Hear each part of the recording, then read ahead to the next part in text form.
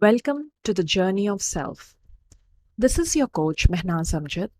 In this series, we will be embarking on a journey together with an intention to help you take one step closer to your best self.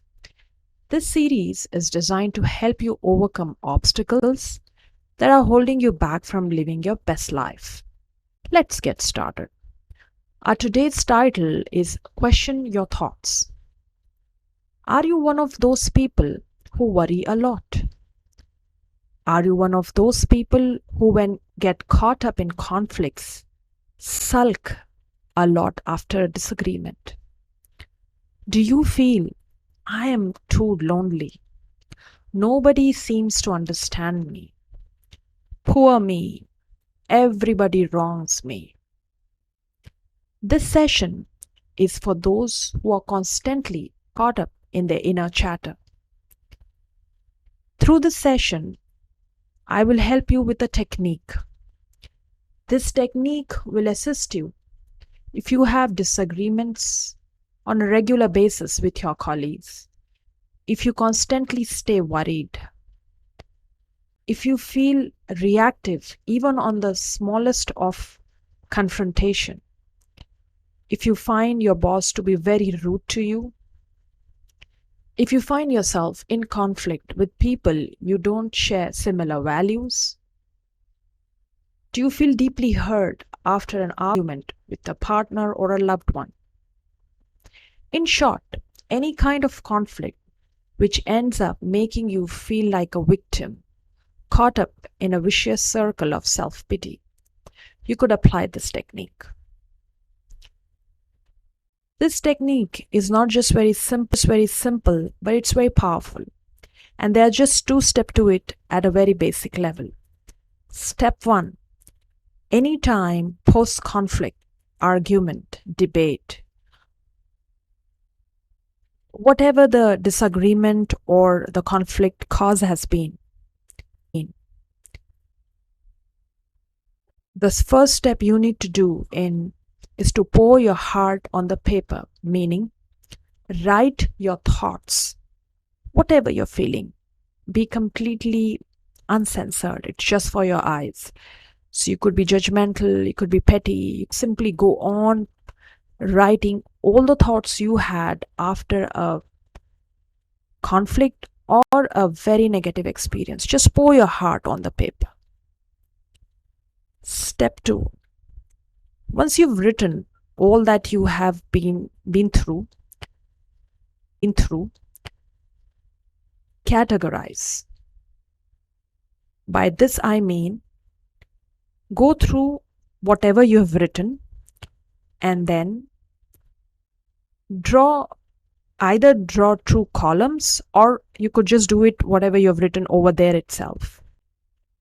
From what you've wrote, categorize it into thoughts and fact. You could even underline it. So let's say you had an argument with your spouse. It's been a real bad one. So you pour your heart out, you write the whole everything, whatever you've been having thoughts about. You had a bad day at work. You had a disagreement with your boss. Your clients are way too tough and unrealistic.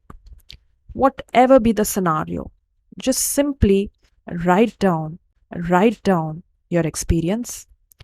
Share everything, whatever thoughts have come to your mind. And when you are categorizing it, you could underline for wherever you've written, or you could draw two columns and put in there. And while you do so, you need to categorize it into thoughts and facts. So from your experience, underline what was your thought, and then underline, was it a fact? So the fact is trying to gauge the actual reality in the whole experience, because oftentimes this tendency to think the way we are wired to think from our childhood. So we may over exaggerate, we may assume, we may be judgmental, we may even not know the half story, yet we go on and on and on and on, constantly sulking, thinking, and drawing conclusions and taxing our nervous system, causing it a lot of stress and eventually developing a worry behavior.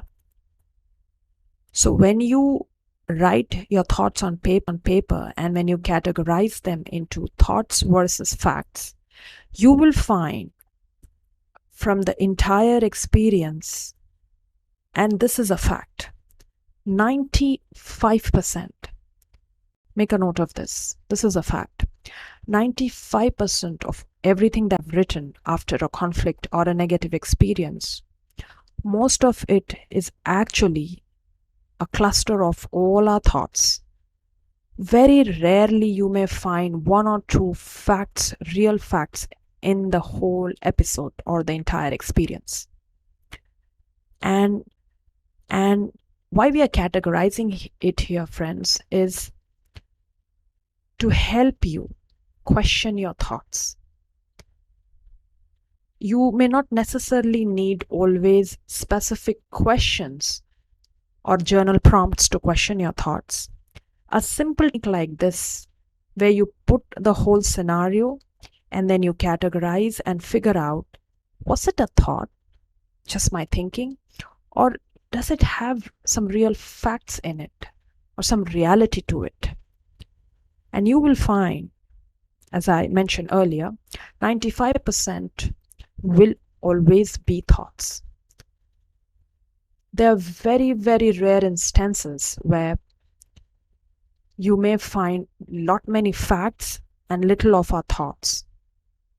It usually never happens. So once you've divided thoughts and facts and you found out that most of what you've written is just your thoughts, the next most important insight you will find is that you have just completed a very powerful technique of questioning your own thoughts by categorizing them into thoughts and fact. And once you've done this, you will find that thoughts are just thoughts. They are not facts. You will also find that how much unnecessarily worry, stress, and negativity has filled your mind. So the call to action for you, friends, is anytime any negative experience, conflict with anyone, your loved one, your partner, spouse, siblings, parents, children, or you find yourself caught up in your own stories, your inner chatter, causing you stress and worry, just practice this. Write down your thoughts, categorize what you wrote. Is it a thought or a fact? And then question your thoughts. You're actually questioning it when you are differentiating and categorizing it, that whether it's a thought or a fact. This is just the basic level at which you are questioning your thoughts. The more you question them, it takes away the power of your negative thoughts. And it gives you a deep sense of relaxation and stress-free from your entire nervous system. So learn and get this practice in your life on a daily basis. The more you thoughts, the more you will realize that thoughts are just thoughts. They are not facts. Thank you, and I'll talk to you soon.